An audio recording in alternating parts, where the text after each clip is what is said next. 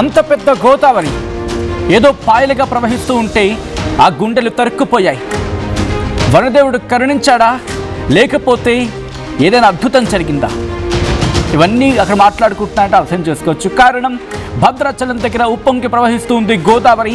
ఏకంగా 48 అడుగులకు చేరుకుంది గోదావరి నీటి మట్టం. రెండో ప్రమాద హెచ్చరిక జారీ చేశారు అధికారులు. ఎగువ నుంచి వస్తున్న భారీ వర్షం, ఎగువన కురుస్తున్న భారీ వర్షంతో గోదారమ్మ పరవళ్లు తొక్కుతూ ఉంది. వరద నీటిలో కళ్యాణకట్ట, స్నానఘట్టాలు మునిగిపోయాయి. సాధారణంగా జూలై ఫస్ట్ వీక్కి కొత్త నీటితో కళకళలాడుతూ పరవళ్ళు తొక్కుతూ గోదారమ్మ గంతులేసుకుంటూ వస్తూ ఉంటే పరవశించే గుండెలు ఎన్నో, ఆనందంతో పొంగిపోయే గుండెలు ఇంకెన్నో. అన్నదాతకు అదొక అద్భుతమైన ఘట్టం. కానీ కొన్ని ప్రాంతాలకు అది మాత్రం కాలరాత్రి. ఎందుకంటే లోతట్టు ప్రాంతాన్ని గోదారమ్మ భయపెట్టేస్తుంది. లోతట్టు ప్రాంత ప్రజలు బిక్కుబిక్కుమంటూ బతుకుతూ ఉంటారు. ఈ సందర్భంలో ఆ ప్రాంత ప్రజలను అలర్ట్ చేశారు అధికారులు.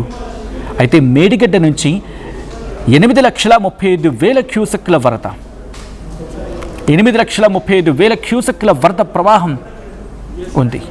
సమ్మక్క బ్యారేజీ 59 గేట్లెత్తి నీటిని విడుదల చేస్తున్నారు.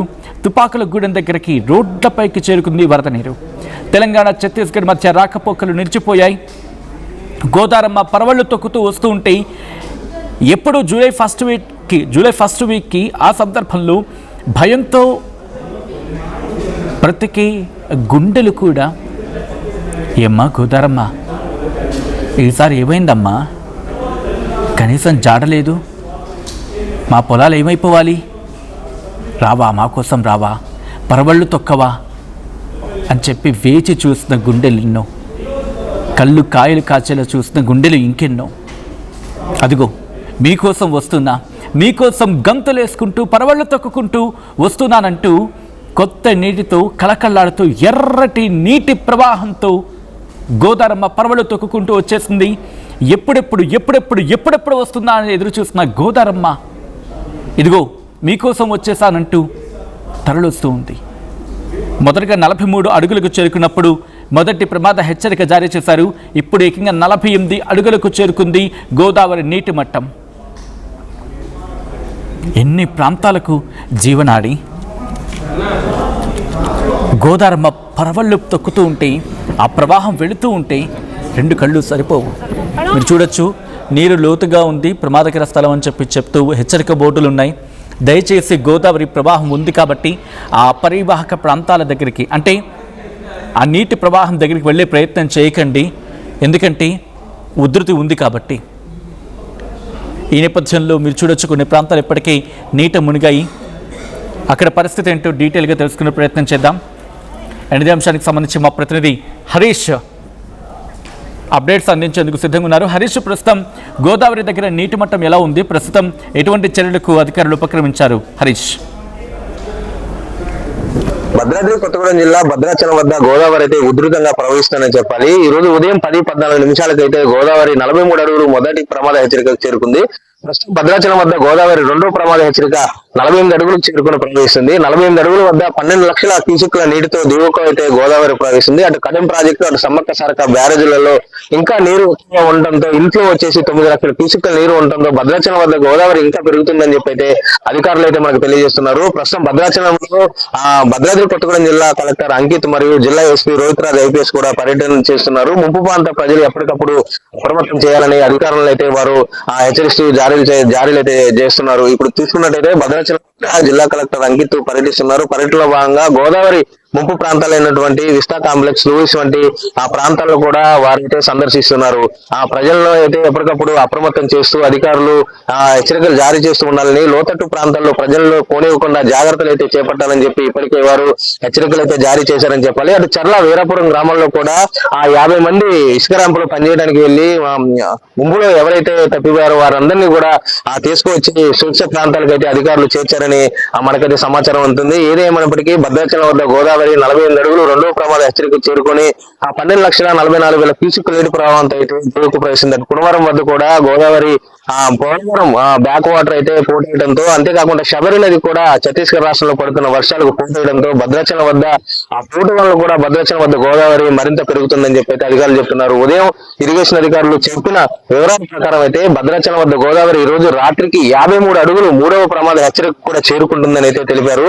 ఇప్పటికే ముంపు ప్రాంత ప్రజలను అయితే అధికారులు అప్రమత్తం చేస్తున్నారని చెప్పాలి. ప్రస్తుతం భద్రాచలం ఎమ్మెల్యే తెల్ల వెంకట్రావు, అలాగే భద్రాచలం సబ్ కలెక్టర్ మినాల్ శ్రేష్ఠ ఐఏఎస్, అలాగే భద్రాద్రి జిల్లా కలెక్టర్ అంకిత్ ఐఏఎస్, అలాగే రోహిత్ రాజ్ ఎస్పీ కూడా పర్యటిస్తున్నారు. ముంపు ప్రాంతాల్లో పర్యటనలో భాగంగా అక్కడ ఉన్నటువంటి ప్రజలను కూడా వాళ్ళు అప్రమత్తం చేస్తున్నారని చెప్పాలి. అధికారులు కూడా ప్రజలకు ఎప్పటికప్పుడు గోదావరి యొక్క అప్డేట్స్ ని చేరవేస్తూ వారి యొక్క వివరాలను అడిగి తెలుసుకోవాలని అటు చర్ల పంచాయతీ, చర్ల మండలంలో, అలాగే దుమ్ముగూడెం మండలంలో, అటు వెంకటాపురం వాజేడు మండలంలో కూడా గోదావరి అప్డేట్స్ ఎప్పటికప్పుడు చేరవేస్తూ ప్రజలను అయితే అప్రమత్తం చేయాలని చెప్పి కలెక్టర్ అధికారులు అయితే ఆదేశాలు జారీ చేశారు. ఏదేమైనప్పటికీ భద్రాచలం వద్ద గోదావరి ప్రస్తుతం 48 అడుగులు చేరుకొని ప్రవహిస్తున్న రెండో ప్రమాద హెచ్చరిక వద్ద ప్రవహిస్తుందని చెప్పాలి. 12 లక్షల క్యూసెక్ నీటి ప్రవాహంతో భద్రాచలం వద్ద గోదావరి దిగువకైతే ప్రవహిస్తుంది.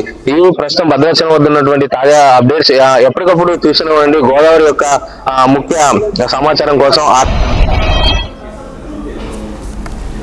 రైట్. అది ప్రస్తుతం గోదావరి నీటి మట్టం ఏకంగా 48 అడుగులకు చేరుకుంది. రెండో ప్రమాద హెచ్చరిక జారీ చేయడం జరిగింది అధికారులు.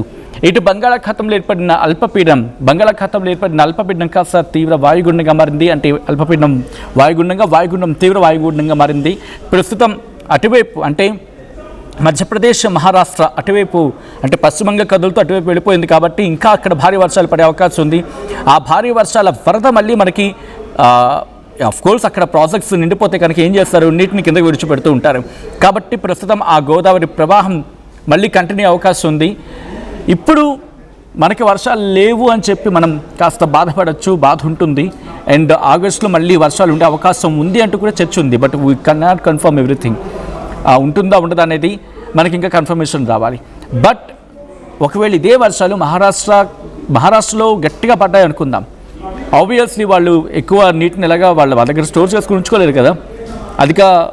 ఎక్కువగా ప్రవహిస్తూ ఉంటే కనుక గోదావరి ఆటోమేటిక్గా కిందకి రిలీజ్ చేస్తారు.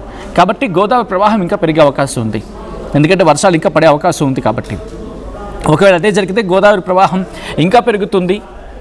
అది ఒక్కసారిగా పెరిగే అవకాశం ఉందా, క్రమేపీ పెరిగే అవకాశం ఉందా, అక్కడ పడిన వర్షాలు బట్టి బేస్ అయి ఉంటుంది.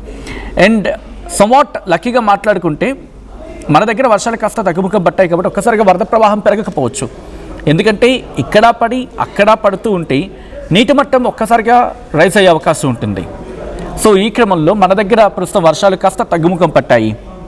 రేపటికి సంబంధించి మాట్లాడుకున్న సందర్భంలో ఐఎండీ ఏముంటుంది, దాదాపుగా ఇంకొక రేపు కాస్త ఉంటే ఉండొచ్చు నార్మల్ డేస్గా. అంటే మరి భారీ వర్షాలు ఉండకపోవచ్చు, ఒక మోస్తరు వర్షాలు పడే అవకాశం అయితే మాత్రం ఉంది. సో కాబట్టి పెద్దగా భయపడవలసిన అవసరం ఉండదు. ఇంకప్పుడు భారత వాతావరణ శాఖ హైదరాబాద్ కేంద్రంగా తెలంగాణకి ఏం చెబుతుంది, తెలంగాణ రాష్ట్రంలో తేలికపాటి నుంచి మోస్తరు వర్షాలు పడే అవకాశం ఉంది, అంతే తప్ప భారీ వర్షాలు పడే అవకాశం లేదు. కాబట్టి మహారాష్ట్ర, మధ్యప్రదేశ్ అక్కడికి వెళ్ళిపోయిన ఈ తీవ్ర వాయుగుండం క్రమంగా బలహీనపడిన సందర్భంలో అప్పుడు మళ్ళీ ఆ వర్షపు నీరు గోదావరిలోకి వచ్చి గోదావరి నీటి మట్టం పెరిగే అవకాశం ఉంటుంది. అండ్ మన దగ్గర వర్షాలు తక్కువ ముఖం పట్టాయి కాబట్టి ఆ ప్రెషర్ అనేది అంతగా ఉండకపోవచ్చు. అండ్ ఈ నేపథ్యంలో ఇప్పటికీ గోదావరి ప్రవాహం పెరుగుతూ ఉండటంతో ప్రభుత్వం అలర్ట్ అయింది, స్థానిక యంత్రాంగాన్ని అలర్ట్ చేసింది, ఆయా ప్రాంత ప్రజల్ని లోతట్టు ప్రాంత ప్రజల్ని అలర్ట్ చేసింది, లోతట్టు ప్రాంత ప్రజల్ని సురక్షిత ప్రాంతాలకు తరలించే ప్రయత్నం చేసింది. అలాగే అక్కడ ఈ పరివాహక ప్రాంతంలో ఉండేవాళ్ళు, ఈ లోతట్టు ప్రాంత ప్రజలు ఎవరైతే ఉంటారో వాళ్ళని సురక్షిత ప్రాంతాలకు తరలించింది. ఇప్పటికే అలర్ట్స్ని జారీ చేసింది, జాగ్రత్తగా ఉండాలంటూ సూచనలు, హెచ్చరికలు జారీ చేసింది. సో ఈ క్రమంలో అధికారులు కూడా అలర్ట్ అయ్యారు, ఎక్కడికక్కడ జాగ్రత్త చర్యలకు దిగుతున్న సందర్భం. రైట్, మీరేమనుకుంటున్నారు? ప్రస్తుతం గోదావరికి వరద నీరు చేరుకుంటూ ఉంది. అండ్ వర్షాలు అయితే మాత్రం కాస్త ప్రతి ఏడాదితో పోలిస్తే ఇప్పుడు ఈ ఏడాది కొంచెం తక్కువగా మాట్లాడుకుంటున్న సందర్భం. ఇంకా వర్షాలు పడే అవకాశం ఉందనుకుంటున్నారా? మీ అంచనాలు ఏంటి? మీ అభిప్రాయం ఏంటి? కమెంట్ చేసే ప్రయత్నం చేయండి.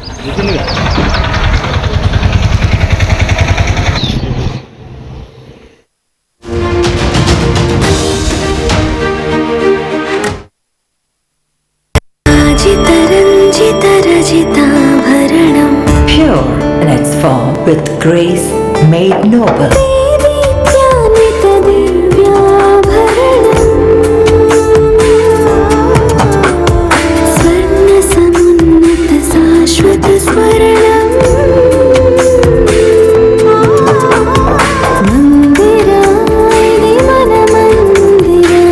Mandira Premium Silver Jewelry by Manipali.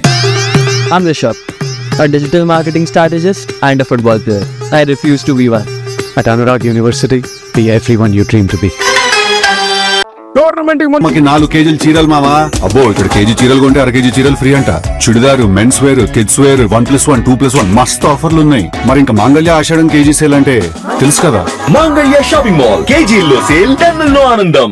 అందరికీ నమస్కారం. నేను మీ అనసూయ భారద్వాజ్. ఆషాఢ మాసం సందర్భంగా మన కాసన్ ఫ్యాషన్స్ ఏపీ అండ్ తెలంగాణలోని 24 స్టోర్స్ లో సరికొత్త ఆఫర్స్ తో మీ ముందుకు వస్తుంది. అంతేకాదంలో ఈ ఆషాఢ మాసంలో మన ప్రత్యేకత కిలో చీరలు కొనండి, అరకిలో చీరలు ఉచితంగా పొందండి. బోనాల పండుగ జోర్దార్గా చేయాలని ఆలోచన చేస్తున్నారా? అయితే కిసాన్ ఫ్యాషన్ మాల్ లా అద్రిపోయే ఆఫర్లున్నాయి. జోర్దార్గా షాపింగ్ చేయండి. పండుగ అయినా, దావత్ అయినా, పట్టైనా, ఫ్యాషన్ అయినా కిసాన్ ఫ్యాషన్ మాల్.